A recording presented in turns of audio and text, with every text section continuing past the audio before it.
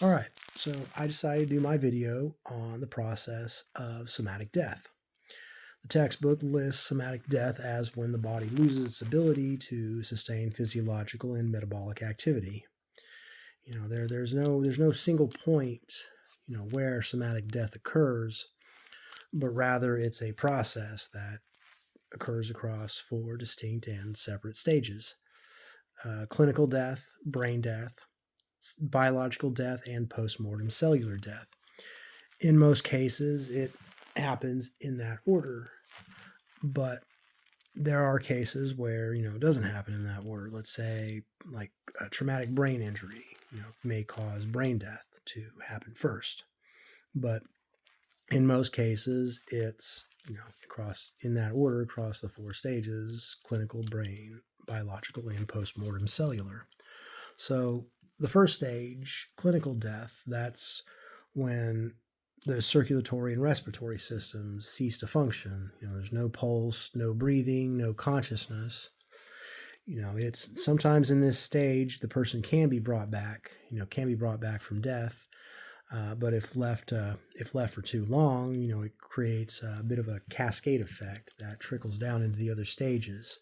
No oxygen's getting to the organs, and which will cause the organs to become hypoxic.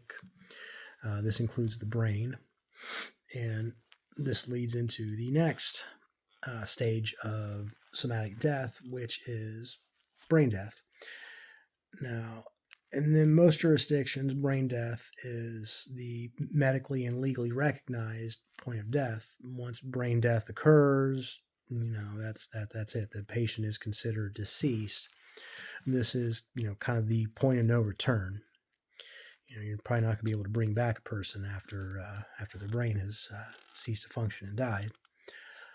And the brain itself, as the brain dies, it typically tends to happen in stages where, like, the cerebral cortex, dies first. That's responsible for our higher functions, conscious processes, sensory perception, motor control. Then into the midbrain. The midbrain is responsible for stuff like visual and auditory reflexes, unconscious automatic responses.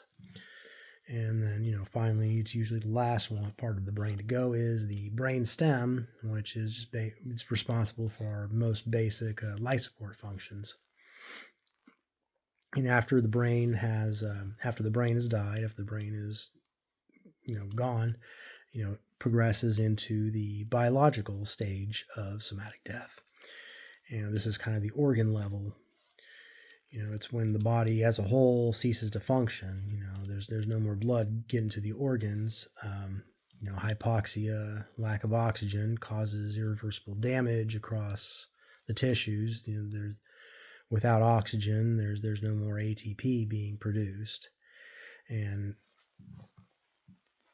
after that, then after that stage, or actually between that stage and postmortem cellular is when you have where you get like rigor mortis, when the body stiffens up because of no oxygen, and livor mortis is when lividity is when the blood begins to pool in the lower areas of the body closest to the ground. After biological death, he goes into the last phase of somatic death, which is the postmortem cellular phase of death. This is on the cellular level where the individual cells begin to die. This proceeds at different rates. It depends on the tissues.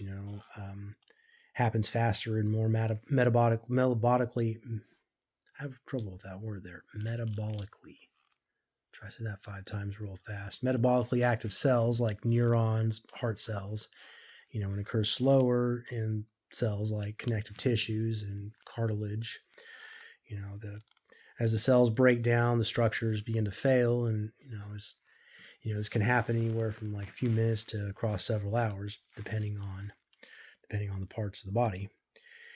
Calcium begins to rise in the cells. That begins to activate enzymes that break down the other parts of the cells, and at this point That's kind of where, the more unsavory parts of death, like putrefaction or decomp, what ends up, the last stage is after stage of death, when the body begins to just completely disintegrate and decay. And well, that's pretty much it. That's my video here on somatic death, and thanks for watching.